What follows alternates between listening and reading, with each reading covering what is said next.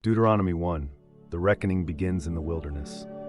In the vast wilderness beyond the Jordan, Moses stood before Israel, now hardened by decades of wandering. It was the 40th year, the 11th month, and the first day, a moment thick with memory and purpose.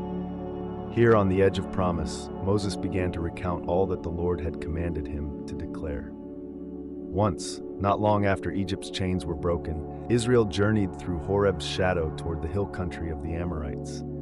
The Lord had said, "You have dwelt long enough in this mountain. Arise, go and possess the land I swore to your fathers, Abraham, Isaac, and Jacob."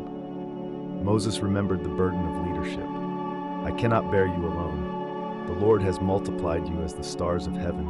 Choose wise men from each tribe, and I will make them rulers over you." And so judges were appointed, men of discernment to judge righteously, without fear or partiality. Then came the great error. They reached Kadesh Barnea, poised to enter the land of promise. Spies were sent, 12 in number, and though the land was rich, 10 returned, trembling with fear. The people's hearts melted, and they murmured, "The Lord hates us. He brought us out of Egypt to be slain by giants." Moses had pleaded with them, "Fear not, neither be discouraged. The Lord your God shall fight for you, as he did in Egypt in the wilderness, where he bore you as a father bears his child." But their unbelief ran deep. God's anger was kindled. "Surely not one of this evil generation shall see the good land I swore to your fathers, except Caleb, son of Jephunneh, who wholly followed me."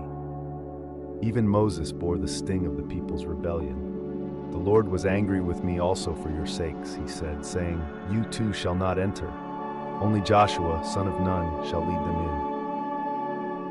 Their sentence was exile. "Turn back into the wilderness," God declared. The people, struck by fear, then tried to force entry into the hill country. But the Lord was not with them, and they were struck down by the Amorites like leaves in a storm. They wept, but the Lord would not listen.